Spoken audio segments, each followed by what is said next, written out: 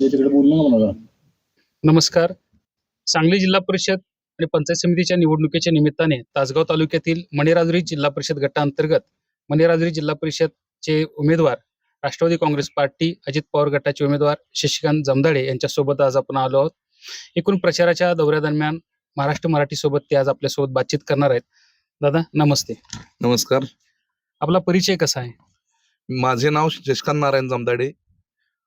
मी Rashtrawadi Congress party Ajitdada गटाकडून माननीय माजी खासदार संजय काका पाटील यांच्या नेतृत्वाखालील घड्याळ या चिन्हावर ही निवडणूक लढवित आहे. मला वाटतं मागच्या पंचवार्षिकला सुद्धा आपण उभे होता या परिसरामध्ये.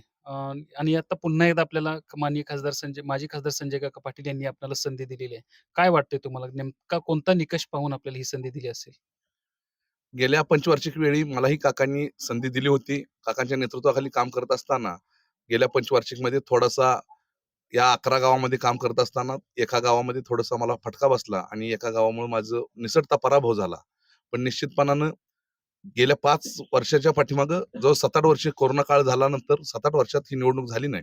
पण या 8-9 वर्षाच्या काळात मी कायम सातत्यानं सर्व गावांच्या कार्यकर्त्यांच्या असेल, तेथील लोकांच्या जनतेच्या संपर्कात राहिलेलो आहे आणि त्याच्या माध्यमातून तो संपर्क आणि नेत्यांचा आमच्यावर असलेला विश्वास आणि नेत्याप्रती असलेली आमची निष्ठा यामुळे ही उमेदवारी पुन्हा एकदा काकांनी तो विश्वास आमच्यावर टाकला आणि आम्हीही तो विश्वास सार्थ करत असताना या निवडणुकीत कोणत्याही परिस्थितीत जनतेच्या पाठिंब्यावर ही निवडणूक आम्ही लढवतोय आणि जिंकण्यासाठी आमचा आटोकाट प्रयत्न असेल.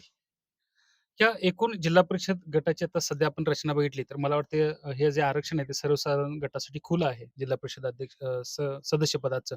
या जिल्हा परिषद गटामध्ये एकूण किती गावांचा समावेश आहे? या मणेराजुरी जिल्हा परिषद गटाचं ही सलग दुसऱ्यांदा सर्वसाधारण आरक्षण पडलेलं आहे आणि या गावामध्ये या जिल्हा परिषद गटामध्ये मणेराजुरी, योगवाडी, गव्हाण, वज्रचौंड, सावर्डे, लोढे, कौलगे, वाघापूर, खुसगाव, डोरली आणि बलगवडे अशा 11 गावांचा यात समावेश आहे. या एकूण मतदारसंघाचा आपला आता प्रचाराचा दौरा एक टप्पा पूर्ण झाला असेलच. आपण लोकांशी बोलताय. मागच्या पंचवार्षिक नंतर सुद्धा मला वाटते 8 वर्षानंतर आपण पुन्हा एकदा या निवडणुकीला सामोरं जात आहे. या निवडणुकीमध्ये फिरत असताना प्रचार दौऱ्यादरम्यान लोकं नेमकं कोणत्या विषयावरती आपल्याशी बोलतायत किंवा कोणते प्रश्न लोकं आपल्याशी शेअर करतायत? या 8-9 वर्षाच्या कालखंडामध्ये ही निवडणूक लढवत असताना मागील अनुभव पाहता बऱ्याच भागातनी अजूनही लोकांच्या शेतापर्यंत, बांधापर्यंत रस्ते झालेले नाहीत आणि ग्रामीण भाग असल्या कारणानं ग्रामीण भागातील शेतकऱ्यांचं जीवनमान हे बघितलं तर दळणवळणासाठी रस्ते फार महत्वाचे आहेत आणि या दळणवळणाच्या सोयीनं काही भागातनी वाड्या वस्तीवरनी रस्ते झालेले नाहीत आणि या भागात ज्या लोकप्रतिनिधींनी ज्या पद्धतीनं मागच्या काळात जे लोकप्रतिनिधी राहिले त्यांनी काम करणं गरजेचं होतं. त्यांनी ते काम केलेलं दिसत नाही. प्रत्येक गावात रस्त्याची वानवा आहे आणि खड्ड्यातून लोक जात आहेत. मरण यातना सहन करतायत अशा पद्धतीचे खड्डे आणि रस्ते या भागात आहेत. लोकांना खऱ्या अर्थानं जर रस्त्याचाही प्रश्न आहे, बऱ्यापैकी आदरणीय माजी खासदार संजय काका पाटील यांच्या माध्यमातून शेतीचा पाण्याचा प्रश्न निकाली निघलाय. त्यामुळे थोडंसं शेतीच्या पाण्याचा प्रश्न आता कुठं राहिलेला नाही असं एकंदरीत चित्र दिसून येतंय. या निवडणुकीच्या निमित्तानं आपण किंवा आपल्या पार्टीच्या वतीनं जाहीरनामा प्रसिद्ध केला असेल. नेमका कोणत्या विषयावरती आपण या जाहीरनाम्यावरती फोकस केलेला आहे? या निवडणुकीच्या निमित्तानं जाहीरनामा तर आमचा प्रसिद्ध झालाय. हा जाहीरनामा आहे. यामध्ये सर्वच गोष्टींचा यात अंतर्भूत केलेल्या आहेत. ते आरोग्याच्या दृष्टीने असेल, शिक्षणाच्या दृष्टीने असेल, त्याच पद्धतीनं महिला सक्षमीकरणाच्या दृष्टीने असेल, हे काम करत असताना रोजगार असेल आणि शेतीवर प्रक्रिया करणारे सर्व उद्योग असतील, हे करत असताना आधुनिक शेतीच्या पद्धत यावर युवकांना मार्गदर्शन असेल, या गोष्टींचा सर्व अंतर्भाव या जाहीरनाम्यामध्ये केलेला आहे. उच्च दर्जाचं शिक्षण मुलांना मिळालं पाहिजे आणि यातूनच चांगली देशाची भावी पिढी निर्माण झाली पाहिजे, यासाठी आमचं ते व्हिजन असणार आहे. आणि हे करत असताना या भागातील रोजगार निर्मिती झाली पाहिजे आणि हाताला काम मिळाल्यानंतर चांगल्या पद्धतीचे समाजात विचार रुजून एक प्रगल्भ असा आणि प्रगत असा समाज निर्माण होण्यासाठी सर्वच अर्थानं शिक्षण हे उपयोगाचं आहे. नक्कीच एक विजन घेऊन आपण या निवडणुकीमध्ये सामोरं जात आहे. आपला जाहीरनामाही प्रसिद्ध झालेला आहे. लोकांशी आपण बोलताय सातत्याने. यामध्ये लोकं नेमकी काय प्रतिक्रिया देत आहेत? लोकांचं काय मत येतंय तुमच्याबाबत?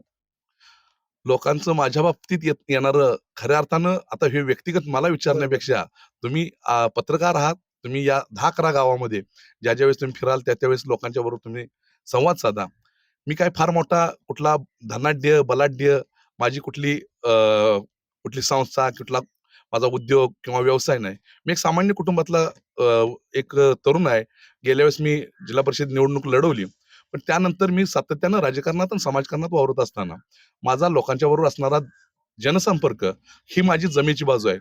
मी फारसं कुणाला काही देऊ शकलो नसलो, तर पण निश्चितपणाने मी लोकांना वेळ देऊ शकतो आणि लोकांच्या सुखदुःखाला सातत्यानं कायमच मी समोर जात आलेलो आहे आणि हीच माझी जमेची बाजू आहे. आणि हे करत असताना केवळ एखादं काम कमी जास्त झालं तरी चालेल, पण बाबांनो आपल्या हाकेला ओ देणारा हा माणूस आहे. आणि हे करत असताना कोणत्याही परिस्थितीत काकांच्या माध्यमातून जे जे काही गोष्टी करता येणं शक्य आहे किंवा लोकांच्या ज्या अडचणी आहेत त्या दूर करण्याचा मी प्रामाणिक प्रयत्न करत असतो. नक्कीच. आपली राजकीय पार्श्वभूमी पाहिली तर मागच्या पंचवार्षिकला आपल्याला थोडक्यामध्ये अपयश आलं होतं आणि आपल्या पत्नी मणेराजुरीच्या सरपंच आहेत. त्यांच्या सरपंच पदाच्या माध्यमातून आपल्याला कोणती विकास कामं करण्यात यश आलं? मणेराजुरी गावाचा इतिहास जर पाहिला तर मणेराजुरी गाव हे अतिशय प्रगल्भ, सुसंस्कृत आणि संस्कारी विचारांचं आहे. ह्या मणेराजुरी गावामध्ये आजपर्यंत अतिशय चांगल्या पद्धतीचे राजकीय आणि सामाजिक नेते होऊन गेले. पण हे करत असताना अलीकडच्या काळामध्ये थोडंसं गावातील वातावरण वेगळ्या पद्धतीचं होत आहे. अशा परिस्थितीत मी ही जिल्हा परिषदेची मागची निवडणूक लढलो. निसटता पराभव झाला. तो पराभव मणेराजुरीकरांच्या जिव्हारी लागला आणि त्यानंतर ज्या वेळेस या निवडणुकीच्या माध्यमातून सामोरं गेलो, लोकांनी संधी देण्याचा प्रयत्न केला. गेल्या पंचवार्षिकला जी ग्रामपंचायतीची निवडणूक झाली, माझ्या पत्नीला लोकनियुक्त सरपंच म्हणून काम करण्याचा मान मिळाला आणि या मणेराजुरी गावामध्ये तब्बल 697च्या लीडनं या या तासगाव तालुक्यातील मोठ्या गावामध्ये काम करत असताना सरपंच म्हणून, लोकनियुक्त सरपंच म्हणून काम करण्याची संधी मिळाली. सरपंच पदाचं काम करत असताना मणेराजुरी गावामध्ये मग ते नागरी सुविधा असेल, जनसुविधा असेल, दलित वस्ती सुधार असेल, त्याच पद्धतीनं 15 वित्त आयोगातून असेल, अनेक योजनांच्या माध्यमातून अल्पसंख्याक विभागामार्फत असेल, अशा मार्फत या मणेराजुरी गावामध्ये सर्व योजनांच्या माध्यमातून आदरणीय काकांच्या नेतृत्वाखाली काम करत असताना भरपूर निधी आणला आणि हे करत असताना मणेराजुरीतील एक आमचं ग्रामपंचायतीची जुनी इमारत झालेली आहे. आत्ता थोडीशी एका जागेत आम्ही थोडंसं छोटंसं आमचं ग्रामपंचायत कार्यालय आहे. पण काकांच्या माध्यमातून तब्बल ₹1.25 कोटी ग्रामसचिवालय आम्ही तिथं बांधतोय आणि सरपंचाच्या नेतृत्वाखाली तिथं काम करत असताना अक्षरशः ग्रामपंचायत कार्यालय तर होईलच तिथं. सरपंच, उपसरपंच, ग्रामपंचायत अधिकारी असतील. तिथंच तलाठी कार्यालय, तलाठी असतील, सर्कल असतील, त्यांचं ऑफिस असेल. कृषी अधिकारी त्याच ठिकाणी असणार आहेत. आरोग्य खात्याचे कर्मचारी त्या ठिकाणी असणार आहेत. पोस्ट त्या ठिकाणी येतंय. वॉटर एटीएम आहे. त्याच पद्धतीनं पैशाचं एटीएम आणि तिथं जेंट्स टॉयलेट, लेडीज टॉयलेट, पुन्हा तुमचं अँटी चेंबर असणार आहे, मीटिंग हॉल असणार आहे मासिक मीटिंगचा, ग्रामसभेचा हॉल असणार आहे. त्याच पद्धतीनं हिरकणी कक्ष असणार आहे. अशा सर्वांगानं पुन्हा वायरमॅन म्हणजे आपलं वीज खात्याचं ऑफिस असणार आहे. पोलीस पाटलांच्यासाठी तिथं आहे. अंगणवाडींच्यासाठी ऑफिस आहे. हे सर्व एका छताखाली आणण्याचं काम आम्ही त्या ऑफिसच्या माध्यमातून तिथं केलेलं आहे. हे एक काम झालं. पण हे करत असताना मणेराजुरी गावामध्ये अंतर्गत जे गटारी असतील, अंतर्गत काँक्रीट करणं असेल किंवा पेविंग ब्लॉक बसवणे असेल किंवा अंतर्गत काही गोष्टीचं स्ट्रीट लाईट असेल, ह्या सर्व करण्यासाठी गावातील कोणत्याही सामान्य माणसाला तुम्ही विचारलं तर ते 15 वित्त आयोगाच्या माध्यमातून असेल किंवा इतर कोणत्याही योजनेतून आम्ही ते काम करण्यासाठी सातत्यानं आम्ही सरपंच सारिका जामदाडे यांच्या मार्गदर्शनाखाली आम्ही काम करत आलेलो आहे. आणि हे काम करत असताना मणेराजुरीत विकास कामांच्या पेक्षा जनतेच्या पायाभूत आणि मूलभूत सुविधांच्याकडे आमचं प्रामाणिकपणानं लक्ष असतं. नक्कीच. म्हणजे ग्रामपंचायतीच्या माध्यमातून तुम्ही मणेराजुरी शहराचा किंवा मणेराजुरी गावाचा विकास केलेला. अगदी त्याच पद्धतीने मतदारसंघातील इतर गावांचा पण कायापालट करण्याचं आपलं व्हिजन घेऊन आपण चाललेला आहात. या मुलाखतीच्या निमित्तानं आपण एकूण मतदारसंघातल्या मतदारांना नेमकं काय आवाहन कराल? मी सातत्यानं एका गोष्टीचा तुम्हाला उल्लेख करावा लागेल, की समाजकारण आणि राजकारण करत असताना जनतेच्या प्रती आपली विश्वासार्हता आणि जनतेच्या प्रती आपण सेवा देण्याची भूमिका ही कोणत्याही नेत्याची, राज्यकर्त्याची असणं गरजेचं आहे. मी कोणतंही पद नसताना या जनतेसाठी पळत होतो. म्हणून या गावानं या प्रतिकूल परिस्थितीत सुद्धा आपणाला लोकनियुक्त सरपंचपद केलं आणि हे करत असताना गावातील विकास कामं आज सर्वांच्या डोळ्यासमोर आहेत. गावातील कोणताही सांस्कृतिक जरी कार्यक्रम असला, तरी तो सुद्धा शांततेत पार पाडण्यासाठी आमची निर्णायक भूमिका असते आणि हे करत असताना मणेराजुरीच्या बाबतीत आम्ही जे केलं, तेच कामं, विकास कामं ही मणिराजुरी जिल्हा परिषद गटातील इतर 11 गावांना सुद्धा बरोबर करून घेणं गरजेचं आहे. आज मी काही गावात लोढे असेल, डोरले असेल, या गावात निकौलगे, या गावात मी आज फिरत होतो प्रचाराच्या दरम्यान. अक्षरशः रस्त्यांची त्या ठिकाणी वानवा आहे. रस्ते अतिशय निकृष्ट, म्हणजे रस्त्यानं चालत जाताना ज्या गोरगरीब माणसं जात असतात किंवा जे शेतकरी बांधव जात असतात, त्यांना त्या सुविधा खऱ्या अर्थानं या देशाचा नागरिक म्हणून त्यांना देणं गरजेचं आहे. त्या मिळालेल्या दिसत नाहीत. अशाच पद्धतीनं पाण्याचं सुद्धा काही भागातनी अजून पाण्याचं सुद्धा शेतीचं असेल, पिण्याचं असेल, लोकांची मागणी आहे, त्याही पूर्ण करण्यासाठी आपण कार्य करणार आहोत. तसेच मणिराजुरी हा द्राक्ष पट्टा म्हणून ओळखला जातो. द्राक्षाची पंढरी म्हणून ओळखली जाते. निर्यातक्षम क्षेत्र निर्यातक्षम द्राक्ष निर्माण करण्यासाठी माझा मणिराजुरीचा शेतकरी आणि परिसरातील शेतकरी अतिशय कष्टानं त्या बागा उभा करत असतो. अशा परिस्थितीत त्या शेतकऱ्याला न्याय देण्यासाठी जी काही अलीकडच्या काळात जी व्यापाऱ्यांची आणि जी एजंटगिरीची जी अक्षरशः शेतकऱ्यांनी पिकवलेल्या मालाला त्यांचा माल घेऊन गेल्यानंतर मालाचे पैसे न देता त्यांना कुठंतरी अडवणूक करून त्यांचे पैसे थांबवण्याचं आणि पैसे बुडवण्याचं प्रकार अलीकडच्या काळात फार वाढलेले आहेत. पोलीस यंत्रणेसाठी आणि प्रशासनाची तशा पद्धतीचे आपण संधान बांधून आणि त्यांच्याशी समन्वय साधून येणाऱ्या काळात द्राक्षाच्या बाबतीत शेतकऱ्यांना न्याय देण्याची भूमिका आणि त्या दलालांच्यावर वचक ठेवण्यासाठी मार्केट कमिटीच्या माध्यमातून काही उपाययोजना करता येतात का, हे पाहणं गरजेचं आहे. अक्षरशः हे काम करत असताना मागच्या काळात आदरणीय काकांच्या नेतृत्वाखाली काम करत असताना या भागातील शेतकऱ्यांना आम्ही चांगल्या पद्धतीचा न्याय देतोय. मागच्या वर्षीचं अवकाळी पाऊस पडला आणि अवकाळी पावसामध्ये या भागातील शेतीचं भरपूर प्रमाणात नुकसान झालं आणि अशा परिस्थितीत शेतीचं पंचनामा करण्याची भूमिका राज्य सरकारनं सोलापूर जिल्ह्यासाठी आणि नाशिक जिल्ह्यासाठी घेतली. द्राक्ष बागेंचे पंचनामे करा.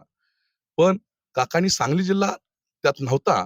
काकांनी आंदोलन उभा केलं आणि सांगली जिल्हा हा सर्व्हे करण्यासाठी त्यात राज्य द्राक्ष बागायतदार संघाबरोबर आणि केंद्रीय कृषी मंत्र्यांच्या बरोबर चर्चा केली आणि तशा पद्धतीने तासगावमध्ये आणि कवठेमंकाळमध्ये आंदोलन उभा केलं आणि त्या आंदोलनाच्या माध्यमातून शेतकऱ्यांच्या अवकाळीचे पंचनामे झाले आणि हे पंचनामे झाल्यानंतर मणिराजुरी सारख्या आणि आसपासच्या गावातील सर्व गावामध्ये कोट्यावधी रुपये हे शेतकऱ्यांना मिळाले, जेणेकरून निदान अवकाळीनं जे पावसानं मारलं, पण कुठंतरी नेतृत्वानं आमच्या त्यांना थोडंसं पूर्ण काही त्यांचं भरपाई निघणार नव्हती, पण थोडीशी त्यांना आर्थिक मदत देण्याच्या दृष्टीनं राज्य सरकारला तशा पद्धतीने दबाव वापरून ते पैसे शेतकऱ्यांना मिळाले. म्हणून काकांच्या नेतृत्वाखाली काम करत असताना द्राक्ष बागायतदार सर्व उत्पादक शेतकऱ्यांना न्याय देण्याची भूमिका आमची निश्चितपणाने राहणार आहे. नक्कीच. आपण ह्या बातचीतच्या निमित्तानं मतदारांना वेगळ्या पद्धतीचं आवाहन केलं. पण आपल्यासोबत सावर्डे पंचायत समिती गण आणि मणिराजुरी पंचायत समिती गणातून नेमके कोण उमेदवार उभे आहेत? त्यांच्याबाबत पण तुम्ही काय आवाहन कराल? मणिराजुरी जिल्हा परिषद गटातून मी शशिकांत नारायण जामदाडे उमेदवारी राष्ट्रवादी काँग्रेस पार्टीतर्फे घड्याळ या चिन्हावर लढवित आहे. माझ्याबरोबर सावर्डे पंचायत समिती गणातून माझे मित्र आणि काकांचे अत्यंत निष्ठावंत अन अतिशय विश्वासू असे सहकारी नितीन पाटील, त्यांच्या मंडळी सौ ज्योती नितीन पाटील या निवडणूक लढवित आहेत. सावर्डे गावामध्ये त्यांचा दांडगा जनसंपर्क आहे. त्याच पद्धतीनं त्यांचे म्हणजे आता ज्या उमेदवार आहेत त्या ज्योती वहिनी, त्यांचे सासरे विजयभाऊ पाटील हे सुद्धा माजी पंचायत समिती सदस्य राहिलेले आहेत. आदरणीय नितीन पाटील हे ग्रामपंचायत सदस्य म्हणून काम केलेलं आहे त्यांनी आणि सोसायटीच्या माध्यमातून सुद्धा ते काम करतायत. आणि हे करत असताना सावर्डे असेल, लोढे, कौलगे, वाघापूर, खुसगाव, बलगवडे, डोरली या गावामध्ये त्यांचा संपर्क आहे आणि त्यांना मानणारा चांगल्या पद्धतीचा गट आहे.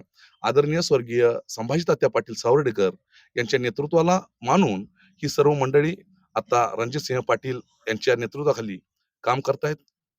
पण हे करत असताना त्यांच्या घरातील ही तिसरी पिढी या राजकारणात आहे, समाजकारणात आहे. त्यामुळे अशा पद्धतीचे उमेदवार माझ्या बरोबर त्या भागातून पंचायत समितीची उमेदवारी करत आहेत. त्याच पद्धतीनं मणिराजुरी पंचायत समिती गणातून अतिशय सामान्य कार्यकर्ता, अक्षरशः एक हार्डवेअरचं दुकान असणारा एक सामान्य कार्यकर्त्याला उमेदवारी आपण दिलेली आहे. कारण तो माणूस हा जनसंपर्क ठेवणारा माणूस आहे. त्याच्या माध्यमातून या मणिराजुरी गावामध्ये आमच्या शेतीला पाणी पुरवठा करणाऱ्या संस्था आहेत, त्याचा तो एका संस्थेचे ते सचिव आहेत. राजकारण, समाजकारण करत असताना सामान्य कुटुंबातील मुलाला सुद्धा या राजकारणात यावं असं वाटत असतं. पण अलीकडच्या काळात ह्या धनाढ्य आणि बलाढ्य शक्ती आणि पैशाचा बेमाप वापर यामुळं कुठेतरी ग्रामीण भागातील गरीब मुलांना तशी संधी मिळत नाही. पण आम्ही जनतेत राहणारी माणसं आहे, आम्ही लोकांच्यात राहणारी माणसं आहे.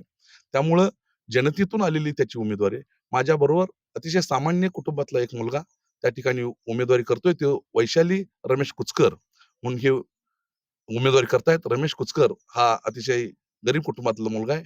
त्याला काकांनी उमेदवारी दिलेली आहे. आपण सर्व पैशापेक्षा सुद्धा जनसंपर्काच्या माध्यमातून, लोकांच्या कामाच्या माध्यमातून तो सतत मध्ये काम करत असतो. त्यामुळे त्याला आमच्याबरोबर ही उमेदवारी पंचायत समिती गण मणेराजुरी गणातून दिलेली आहे. धन्यवाद. एकूण या निवडणुकीच्या धामधुमीमधून किंवा धावपळीमधून सुद्धा तुम्ही वेळ काढलात, आमच्याशी बातचीत केलीच आणि एकूण जिल्हा परिषद गटाचा आढावा आपण घेतलात आणि आपलं विजन प्रेक्षकांपर्यंत पोहोचलं. त्याबद्दल आपलं मनःपूर्वक धन्यवाद. महाराष्ट्रातील प्रत्येक जिल्हा आणि तालुका अपडेट बातम्या पाहण्यासाठी Maharashtra Marathi news channel subscribe करा आणि बेल आयकॉन बटन दाबा.